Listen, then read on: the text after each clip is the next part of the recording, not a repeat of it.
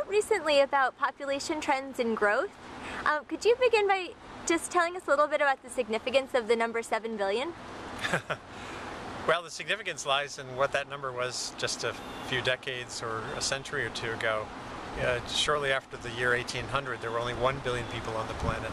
And before that, for thousands, tens of thousands of years, humanity just kind of dribbled along, and then suddenly we went up to 1 billion. And from 1800 to now, we've gone up 7 times over, 1 billion to 7 billion. And that means essentially there's a lot of people on the planet, and there's a growing number of signs from both studies of biology and the climate system and many other systems that we're becoming a planet scale force. That the way I've looked at this for a long time, two decades really, is that we're the first species that's become, the first life form that's become a planet scale influence and been aware of it. See, plenty of types of animals and plants, mostly plants in the past, changed the way the world works. Cyanobacteria changed the atmosphere fundamentally. They added the oxygen that's there now. But we're the first species we know of that's done something this big, that is becoming aware of that fact. So, and it's all happening at the same time where our appetites and numbers are cresting in a way that's just never been seen through human history. What are some of the most significant impacts of this huge population? They're mostly in the 1960s, 70s, 80s, even right through till recently. There was this projection that, oh my God, we're going to have an explosion of a population bomb, that this pace of growth was going to wreck the planet and disrupt human lives in many ways that would have happened by now. And that hasn't happened. Agriculture has kept up with that level of growth. And it's not just growth in numbers, it's growth in our appetites as the middle class around the world becomes bigger. So you haven't had that sort of global breakdown. Climate is the first symptom, essentially, that could be indicative of that kind of big and prolonged and disruptive change. But in other realms, population pressures have mainly played out locally. You have 2 billion people around the planet who have no source of energy except for the firewood that they collect, or in some cases dried animal dung. And they're living in terrible situations for the most part. They have no access to modern energy, no access to electricity in many places, and no sanitation. 2.6 billion people without a toilet or the equivalent. That's an ongoing problem. The sort of poor tail end of the curve of human experience. The deeply poor in the world are living terrible lives. There are countries with longevities still in the 30s, like 36, 35 years is the average length of a person's life, and that's a scandal in a world where the richest percent. You think about the Occupy Wall Street issues. Think of when you look at the global sort of scale of inequity, it makes the issues that are on display in Lower Manhattan and elsewhere look like a walk in the park. And so you have those social issues, you have real disruption in some places, which I referred to in 2008 on .Earth as being like a population cluster bomb that's gone off.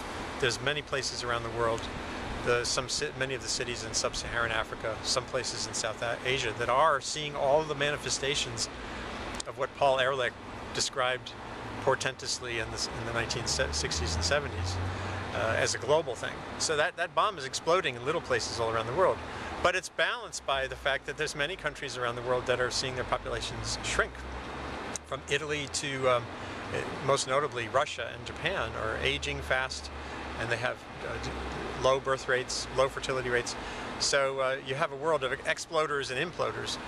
And it just means that there's no simple issue of the population crisis, and there's no simple issue of how that's going to play out.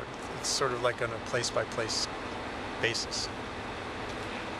So, in order to, maybe help, increase the quality of life of, the people around the world and things like that, does it seem to be an issue of controlling population growth or of simply improving the facilities around the world? Well, improving basic access to sanitation and energy is a prime prerogative of anyone who cares about having a smooth journey in this century for all of humanity. Because when you have 1 billion or so people who are really struggling and suffering and off the grid and not with adequate food and whose kids don't go to school and who are routinely malnourished, that's a problem for everyone. And not just in an abstract ethical way, but because it can foment terrorism and crime and other dysfunction. Now the other thing though is in the old days there was talk of population control, but now it's clear that there are 200 million women, it's estimated, on the planet who would like to have control of their family size but can't because they don't have access to the most simple information and tools for contraception, for controlling family size. So you end up with hundreds of millions of unintended pregnancies, a high abortion rate that leads to many women ending up in the hospital unnecessarily, and again many kids who are born into situations where they'll end up terribly struggling and living short, brutal lives. So it's about access. This is not about control, it's about giving women control of their own lives through education and through access to options that can help them avoid trajectories that would be disruptive for them and for the people around them.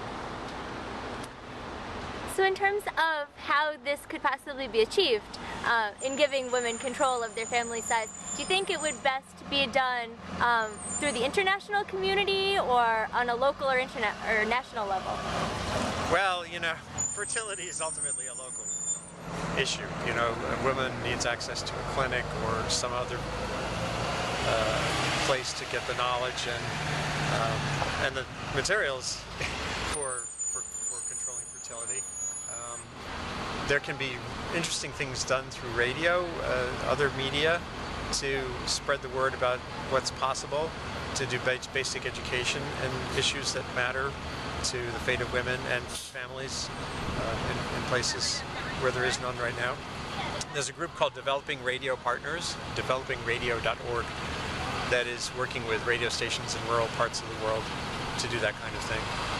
So there's a mix. There's ways to help from the outside, but they also will require action on the ground in places where high fertility rates really are a problem.